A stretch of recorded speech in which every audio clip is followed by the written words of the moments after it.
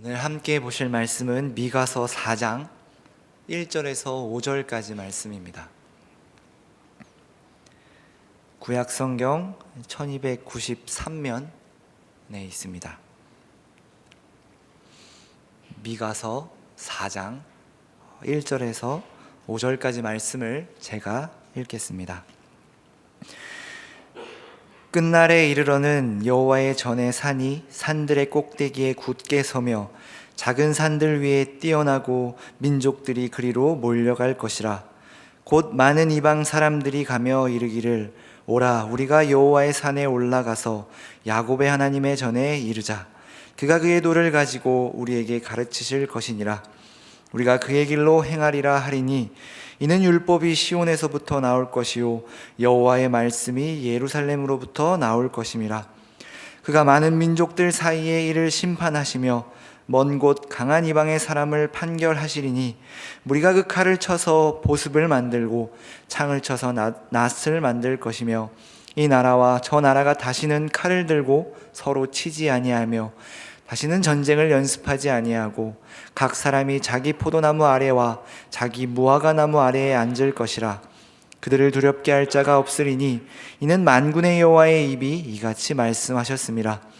만민이 각각 자기의 신의 이름을 의지하여 행하되 오직 우리는 우리 하나님 여호와의 이름을 의지하여 영원히 행하리로다.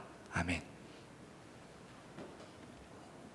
미가서에서 이제 4장에 들어서서 드디어 이제 희망과 회복의 메시지를 전하게 됩니다. 여러분 기억하시겠지만 앞선 1장에서 3장까지는 계속해서 이스라엘의 죄악과 또 심판의 메시지, 그리고 이스라엘이 얼마나 나태하고 또 죄악을 저지르고 있는지에 대한 내용들이 계속 나왔는데 4장에 와서 드디어 하나님께서 이루실 그 회복의 말씀에 대한 메시지가 나오게 됩니다. 그래서 이제 2023년 새해를 맞이하여 이제 희망의 메시지를 전할 수 있겠구나라는 기대로 말씀을 보며 또한 준비했는데 앞으로의 내용이 어떻게 전개가 될지 또 어떤 말씀을 나누게 될지 한번 여러분 보시고, 제가 이렇게 말하는 이유는 이게 희망의 메시지지만 어찌 보면 우리에게 어려운 일을 요구하시는 하나님일 수도 있기에 여러분들과 함께 이 말씀을 좀 나누어 보려고 합니다. 이 내용을 보면 이제 끝날에, 마지막 날에 여호와의 전에 산이 산들의 꼭대기에 굳게 서며 작은 산들 위에 뛰어날 것이다 라는 말을 하는데, 이는 모두가 이 하나님의 전의 산을 주목하고 모두가 하나님의 집의 산을 이제 알게 될 것이라는 이제 내용입니다. 주목하고 알고 그냥 끝나는 것이 아니라 많은 이방 사람들이 이제 말하기를 오라 우리가 여호와의 산에 올라가서 야곱의 하나님의 전에 이르자라고 말합니다.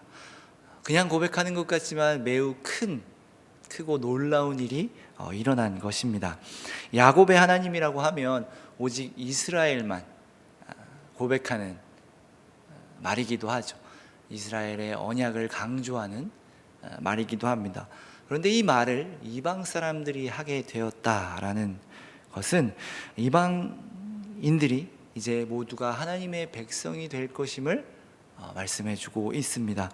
더 나아가 이들은 하나님께서 그의 도를 가르치실 것이고 모두가 하나님의 길로 행하게 될 것이다 라고 말하며 이 회복은 이스라엘로부터 이스라엘을 통해 시작될 것임을 이제 오늘 말씀을 통해 미가가 전하고 있습니다. 그리고 그때에는 하나님께서 심판하심으로 이제 더 이상 전쟁을 할 필요가 없는 시대가 올 것이다 라고 말하며 칼로 보습을 만들고 창으로 낫을 만들게 될 것이다 라고 이야기를 합니다. 보습은 이제 농기구 중에 하나인데 칼을 이제 농기구로 만들고 더 이상 무기가 필요 없는 시대가 올 것이다 라고 이야기하는 것이죠. 그러면서 각 사람이 포도나무와 무화과 나무 아래에 앉아서 자신의 소산을 기다리며 평화와 평안과 안식을 누리는 그런 시대가 올 것이다 라고 말합니다. 그리고 결국에는 마지막 5절의 말씀처럼 하나님 여호와의 이름을 의지하며 영원히 행하게 될 것이라는 그런 희망의 메시지를 전합니다. 말씀을 좀 더 살펴보면 이 하나님의 회복, 하나님의 평화는 여호와의 전에 산, 이 말을 좀 바꿔보면 하나님이 임재하시는 산에서부터 시작될 것임을 말하고 있습니다. 이 장소가 특별한 이유는 산이 높고 그 산이 좀 특별한 산이기 때문이 아닙니다. 성경에서 산이 좀 자주 등장하곤 하는데요, 어떤 대단한 자연 경관이나 산세가 특별해서 그 산을 언급하기보다는 이제 저자의 혹은 이제 성경의 이제 신학적인 의도가 들어 있습니다. 하나님께서 율법을 주셨던 시내 산의 경우에는 하나님의 통치가 이루어지는 장소로서 그 산이 많이 언급됩니다.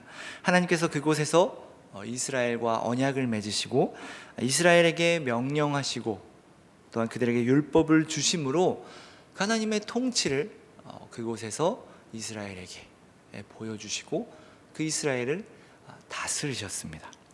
그리고 미가서 4장에 나오는 시온산, 이 시온산은 하나님께서 이스라엘 백성들과 함께 하시는 장소를 가리킵니다. 그러니까 이 시온산은 하나님께서 함께 하시는, 하나님께서 임재하시는 장소인 것이죠. 그러니까 산이 언급되는 이유는 장소가 특별해서가 아니라 하나님의 임재와 다스림이 있는 산이며, 그리고 오늘 이 산이 회복을 시작하는 산이라는 말은 하나님의 통치와 하나님의 임재와 하나님의 다스림만이 이스라엘을 회복시킬 수 있음을 보여주고 있는 것입니다. 다른 방법이 있는 것이 아니라 오직 하나님의 임재만이, 하나님의 함께하심만이 이스라엘을 회복할 수 있다라는 것을 강조하기 위함입니다. 이 회복은 오직 이 장소로부터만 가능한 것이죠. 하나님이 거하시며 하나님의 임재가 있는 이제 시온산으로부터 이 회복이 시작될 것이며, 또한 이것이 유일한 방법임을 보여줍니다. 더 나아가 하나님의 임재의 장소인 이 시온산은 앞에 뒤에 붙는 게 있죠. 하나님의 전의 산, 그러니까 하나님의 성전을 의미하기도 합니다. 하나님의 임재의 장소, 성전이 지어지기 전까지는 지성소였고, 성전이 지어지고 난 후에는 그 성전이 하나님께서 임재하시며 함께하시며 거하시는 장소로서 이스라엘 가운데 그렇게 성전을 부르고 또 그렇게 의미를 두기도 했습니다. 그래서 유대인들이 이 말씀을 토대로 아마도 성전만 있으면 우리는 망하지 않을 것이며 이 성전을 통해 회복이 있을 것이라 유대인들은 믿었던 것입니다. 그래서 성전만을, 이 나중의 내용에 보면 마음과 하나님을 사랑하는 마음은 없고 성전만 있으면 우리는 망하지 않는다라는 그런 거짓된 말씀을 의지하며 살아갔던 것이죠. 또한 이 회복이 오늘 말씀에 보면 새로운 장소에서 일어나는 것이 아님을 말합니다. 당연한 것이죠. 시온산으로부터, 성전이 있는 예루살렘에서부터 시작된다라고 이야기를 하죠. 예루살렘에서부터 이 땅의 회복이, 이스라엘의 회복이 이제 일어난다라는 것입니다. 이게 참 재미있는 것은요, 1장에, 미가서 1장에 보면 미가가 시온이 저지른 죄에 대해서 언급하는 부분이 나옵니다. 1장 13절 말씀인데요, 한번 찾아보겠습니다. 미가서 1장 13절 말씀. 라기스 주민아, 너는 준마의 병거를 메울지어다. 라기스는 딸 시온의 죄의 근본이니 이는 이스라엘의 허물이 내게서 보였습니다. 이스라엘의 허물이 시온에서 보였다라고 이야기를 합니다. 그래서 이 허물로 인해서 이 시온이, 이 성읍이 망하게 될 것임을, 이스라엘이 망하게 될 것임을 예언한 바 있습니다. 그런데 4장 2절에 와서 이는 율법이 시온에서부터 나올 것이요 여호와의 말씀이 예루살렘으로부터 나올 것임이라 라는 말을 하고 있습니다. 여러분 아시겠지만 1장과 4장 사이에 어떤 기적적인 회개나 돌이킴이 없습니다. 1장에서 예언한 바에 따르면 시온의 죄악 때문에 이제 이스라엘이 멸망할 것이라 이야기를 했는데 4장에 와서 아직 시온이 회개하지 않았고 죄악의 문제가 해결되지 않았음에도 시온에서부터 율법이 나올 것이고 회복이 일어날 것이다 라는 말씀을 하고 있다는 거죠. 시온의 죄악이 여전히 남아있고 그 누구도 돌이키지 않아서 사실상 이스라엘은 결국 멸망하는데 그 멸망한 시온에서부터 회복이 시작된다라고 성경은 이야기합니다. 더 나아가 지금 이스라엘의 상황은 전쟁의 위협 가운데 있습니다. 침략의 위협 가운데 있고 두려워 떨며 그렇게 살고 있는데 그들에게 무기를 없애고 그 철로 농기구를 만들라, 그리고 그런 시대가 올 것이라 이야기를 하죠. 더 이상 전쟁은 없을 것이다. 사실상 지금 상황과 현실을 보면 절대로 일어날 수 없는 일 같이 보이는 그런 말들을 하고 있다라는 겁니다. 확신에 찬 약속을 미가는 선포하고 있습니다. 이 말씀은 요엘서 3장 9절과 10절 말씀에 나오는데 반대로 나옵니다. 여러분 제가 한번 읽어드리겠습니다. 요엘서 3장 9절에서 10절 말씀인데, 너희는 모든 민족에게 이렇게 널리 선포할지어다. 너희는 전쟁을 준비하고 용사를 격려하고 병사로 다 가까이 나와서 올라오게 할지어다. 너희는 보습을 쳐서 칼을 만들지어다. 낫을 쳐서 창을 만들지어다. 약한 자도 이르기를 나는 강하다 할지어다 라는 말씀을 요엘이 전하고 있습니다. 물론 요엘서는 하나님의 전쟁을 준비하라는 의미에서 이렇게 하셨는데 헷갈리기도 하죠. 어떨 때는 싸우라고 하시고 어떨 때는 싸우지 않을 시대가 올 것이다 라고 말씀을 하십니다. 이에 관한 내용이 여러 가지 있지만 어떤 시기와 강조가 다른 것이라 이해하시면 될 것 같습니다. 하지만 궁극적인 하나님 나라의 완성은 이 미가서의 말씀으로 이루어진다는 거죠. 이 미가서의 말씀의 예언은 시편 46편에서도 한 번 더 언급되는데, 한번 찾아볼까요? 이 말씀은 시편 46편 9절에서 11절까지 말씀입니다. 구약성경 835면에 있습니다. 시편 46편 9절에서 11절까지 말씀을 읽겠습니다. 그가 땅끝까지 전쟁을 쉬게 하시며 활을 꺾고 창을 끊으며 수레를 불사르시는도다. 이르시기를 너희는 가만히 있어 내가 하나님 됨을 알지어다. 내가 문나라 중에서 높임을 받으리라. 내가 세계 중에서 높임을 받으리라 하시도다. 만군의 여호와께서 우리와 함께 하시니 야곱의 하나님은 우리의 피난처시로다. 아멘. 그러니까 이 미가서의 말씀은 이 시편의 말씀의 어떤 예언의 말씀이고, 결국 이 시편의, 그러니까 이 미가서의 말씀이 성취로 보면 이 시편의 말씀이 으로 말할 수 있다라는 거죠. 그러니까 미가서의 말씀이 성취되면 그 시편의 말씀이 이루어진다라는 것이죠. 하나님께서 이루신 그 완전한 나라에 대한 말씀이며 엄청난 약속이고 소망의 메시지인 것이죠. 우리도 이런 말씀을 보며 소망과 희망을 기대하게 됩니다.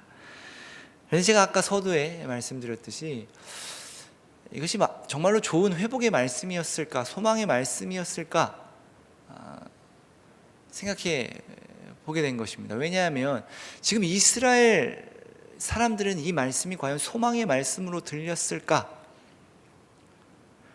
그리고 이 이를 전하는 미가도 어땠을까?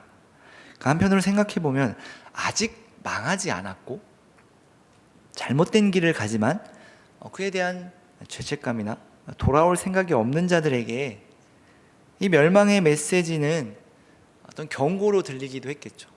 물론 이스라엘 백성들이 이 경고의 말씀을 귀 기울여 듣지 않았습니다.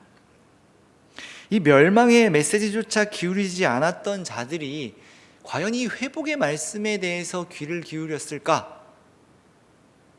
여러분 어떻게 생각하십니까? 아마도 지금 이스라엘은 설마 망하겠어? 불안하긴 하지만 괜찮을 거야. 하나님의 성전이 있으니 우리는 망하지 않을 거야 라고 생각을 했을 것이고, 그 회복의 말씀을 들으면서도 그렇지, 나와는 상관없는, 나와는 아주 거리가 먼 그 언젠가 하나님께서 그렇게 하나님의 나라를 만드시겠지 라는 생각이었을 것 같습니다. 이 말씀이 정말 나에게 소망이 되고 희망이 되는 말씀이 아니라 멀리 아주 먼 미래에 나와는 상관없는 그러한 약속의 말씀으로만 느껴졌을 것입니다. 막연한 생각이었을 것입니다. 어느 하나 이루어지지 않은 그때에 이 말씀이 주어진 것이죠. 사실 저희도 그렇지 않습니까? 하나님의 나라가 또 예수 그리스도께서 이제 이 땅에 오신다, 재림하신다라는 말씀이 정말로 우리의 소망이 되며, 요한계시록 말씀처럼 아멘 주 예수여 오시옵소서라는 그 말씀의 고백이 정말 우리의 소망과 희망을 품고 그렇게 고백하며 살아가는 인생일까라는 생각을 해보면 저조차도 방금 말씀드린 것처럼 아주 먼 미래에 일어날지도 모르는 그런 일, 반드시 일어날 것이지만 정말로 그것이 나에게 소망이 되는가 냉정하게 판단해 보면 막연한 생각뿐이죠. 그래서 천천히 이 말씀을 묵상하다 보면 무섭기도 하고 당황스럽기도 합니다. 이 회복을 기대하자니 그렇다면 그들의 이스라엘의 죄악으로 인해 당연한 멸망이 따라올 것이고, 그 가운데 이 회복의 메시지가 소망이 되는 것이니 회복을 기대하는 순간 멸망이라는 현실이 우리 가운데 일어날 수밖에 없다라는 거죠. 이 소망의 메시지를 내가 너무 소망하고 이 회복이 되기를 바랍니다 라는 마음이 한편으로는 들지만, 결국 그렇게 따지면 이스라엘은 망해야만 한다라는 건데 이걸 내가 어떻게 받아들여야 하나 라는 생각이 든 것이죠. 제가 무섭다고 한 이유는 이 말씀을 듣고 소망하며 기대하는 순간 멸망이라는 길을 가야만 하기 때문에, 그 길을 가야만 이루어지는 회복이기 때문에 무서운 것입니다. 사실 우리가 어떤 회복의 말씀이나 소망과 희망의 말씀을 듣고 기대하는 바는 아마도 이 미가가 이야기하고 있는 현실과는 다를 것입니다. 무슨 말이냐면, 여러분 한번 생각해 보십시오. 이 회복의 말씀, 이 소망의 말씀, 이 희망의 말씀이 우리에게 정말로 희망과 소망이 되기 위해서는 멸망이 오지 않아야 합니다. 우리는 그렇게 기대합니다. 정말로 하나님의 그 회복과 나를 향한 그 하나님의 일하심과 그 약속들이 나에게 희망이 되기 위해서는 지금 멸망할 것 같은 내 인생 속에 좌절하고 어려운 내 인생이 바뀌어야죠. 나는 망하면 안 되는 것이죠. 그리고 우리는 그렇게 기대합니다. 내가 망하지 않고 하나님께서 나를 회복시키실 것이다. 이 지옥 같은 이 인생이 천국으로 바뀌어야만 하나님께서 나를 회복시키시는 것이다 라는 기대를 한다는 거죠. 정말로 이 말씀이 우리에게 기대가 되고 소망이 되려면 이스라엘이 멸망하지 않고 기적 같은 회개가, 기적 같은 부흥이, 기적 같은 열심, 같은 것들이 생겨서 그로 인해서 망해가고 있던 나라가, 망해가는 우리의 인생이 기적적인 경험을 통해 새롭게 시작하는 그런 회복이 있기를 우리는 기대한다라는 겁니다. 여러분, 그렇지 않습니까? 이스라엘은 아직 망하지 않았습니다. 그럼 이스라엘이 회복을 기대하는 반은 당연히 멸망하지 않고 돌이키는 것을 원하겠죠. 그런데 하나님은 멸망을 이야기하시죠.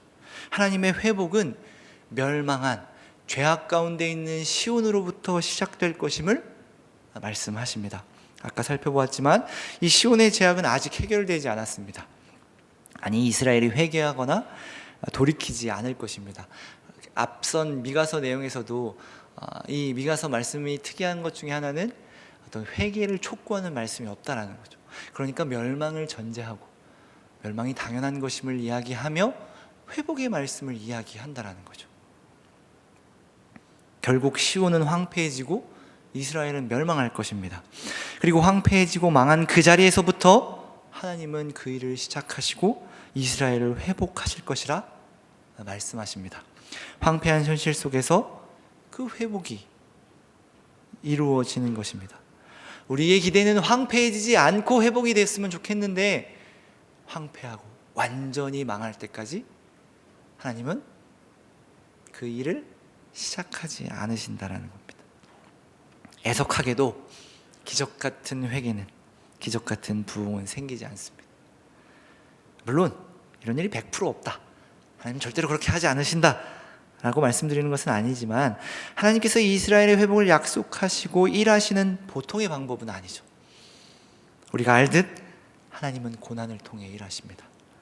바꿔 말하면 하나님은 무너지고 황폐한 시온 가운데, 멸망한 이스라엘 가운데 그 일을 시작하십니다. 무너지고 부서지고 좌절하고 낭망하고 실패한 우리 인생 가운데서 그 회복의 일을 이루어 가신다라는 말입니다. 이것이 우리를 힘들게 합니다. 현실과 약속, 현실과 소망 사이에 우리는 힘들어 합니다. 그냥 새롭게 시작하고 싶은데, 그냥 새롭게 시작하면 좋을 것 같은데, 무너지고 부서지고 좌절하고 낭망한 그 자리까지 가게 하시고 그것을 다시 세우려고 하신다라는 말입니다. 힘들고 귀찮은 일을 하나님은 우리와 함께 하시기를 원한다라는 말입니다. 그러면서 우리는 알게 되죠. 우리는 회복을 원하는 게 아닙니다, 여러분. 그냥 새로 시작하고 싶은 마음이 큰 겁니다.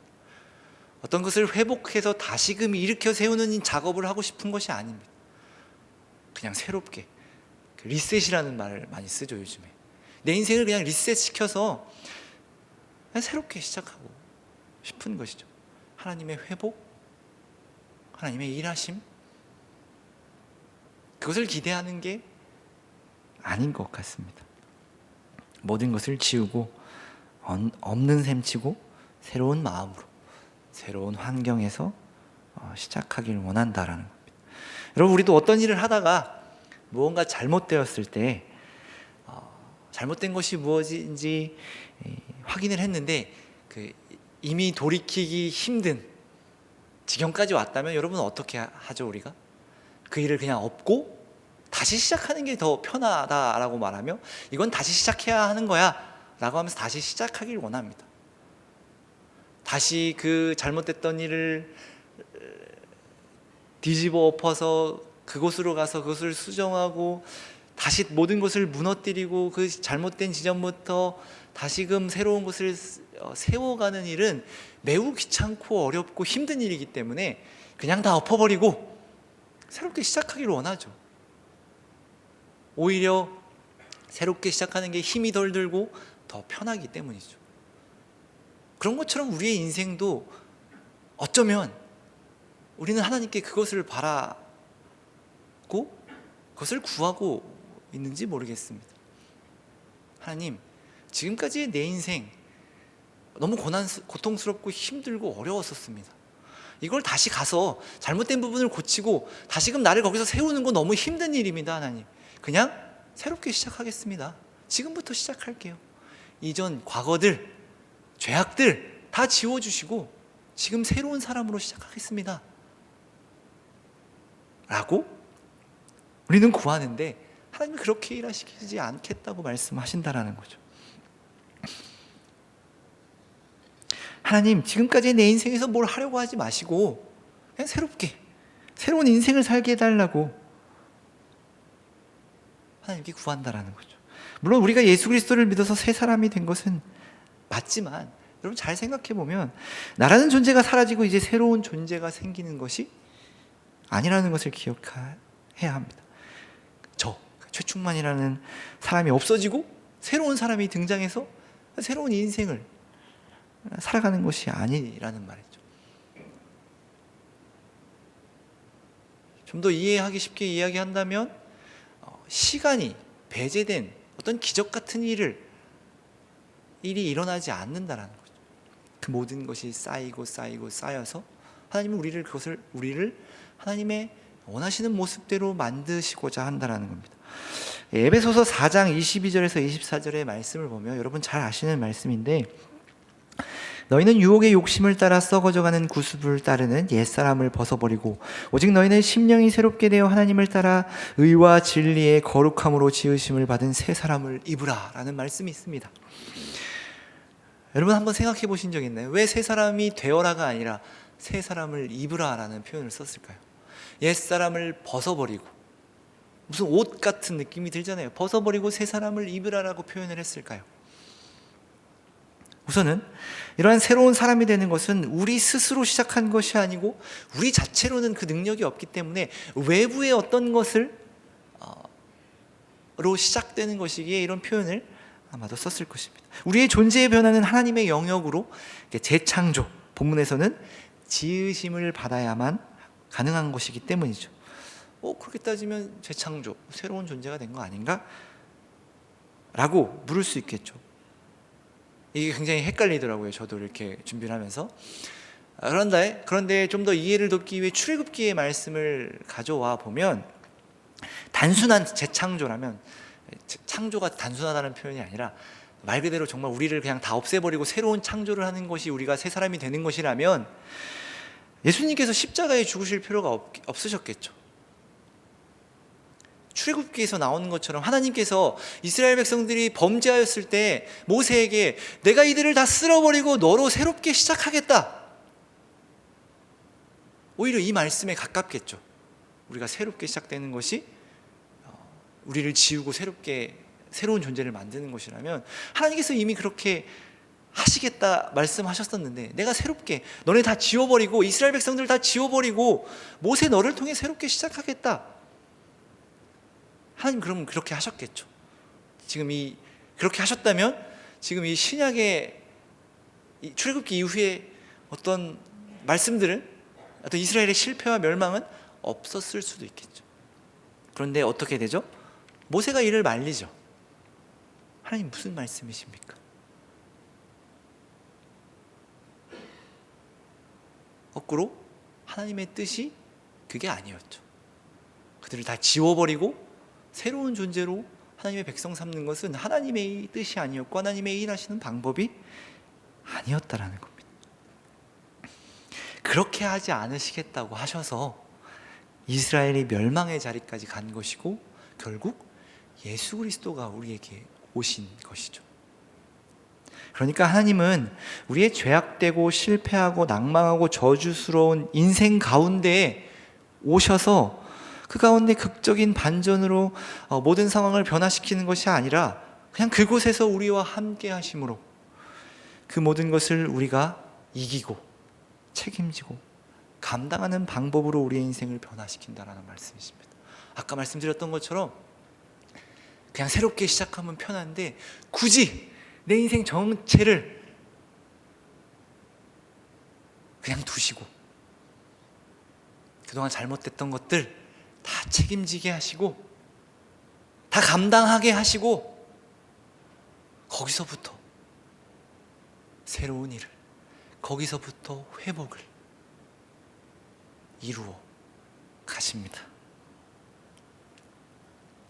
설명을 더 해보면 바울 시대 당시에 옷은 신분을 나타내는 일종의 어떤 신분을 표현하는 방법이었습니다.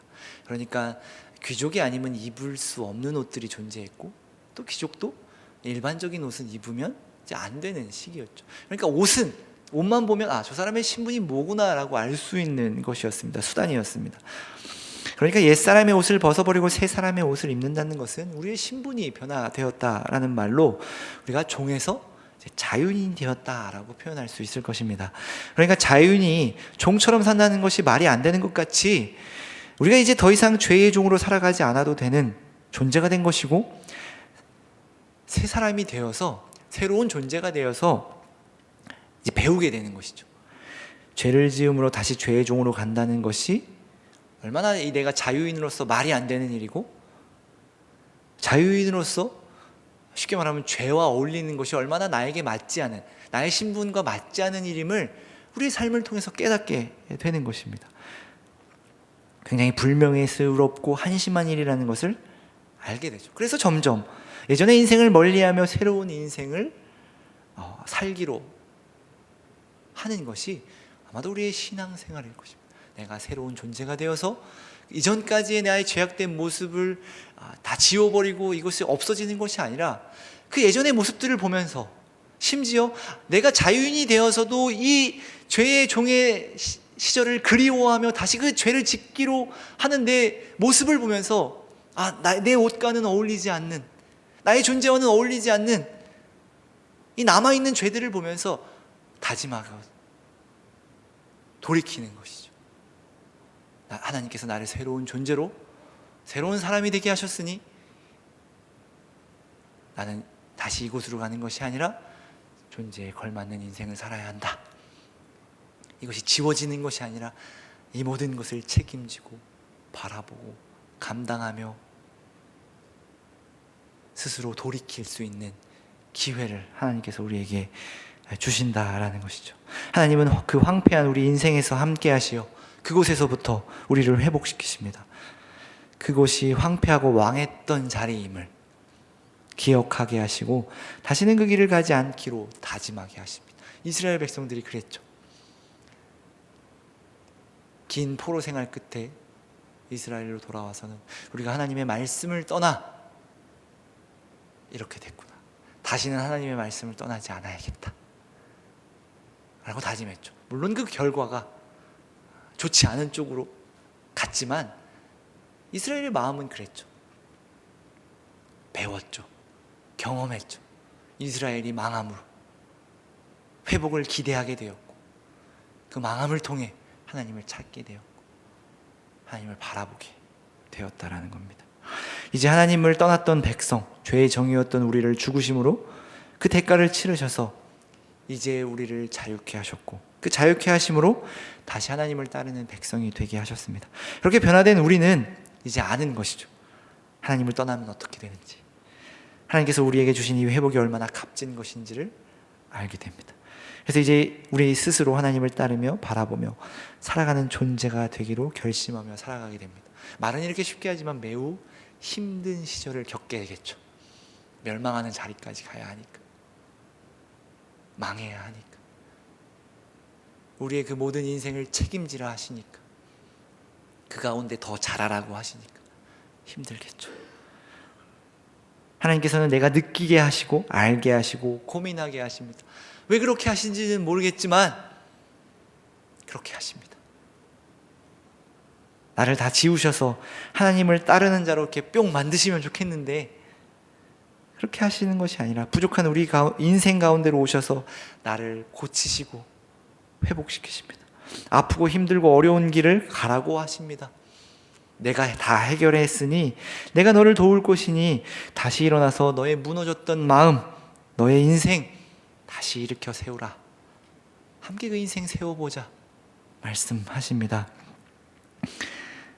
중요한 것은 그 약속이 확신을 하다는 것입니다. 절대로 변하지 않는 약속, 약속입니다.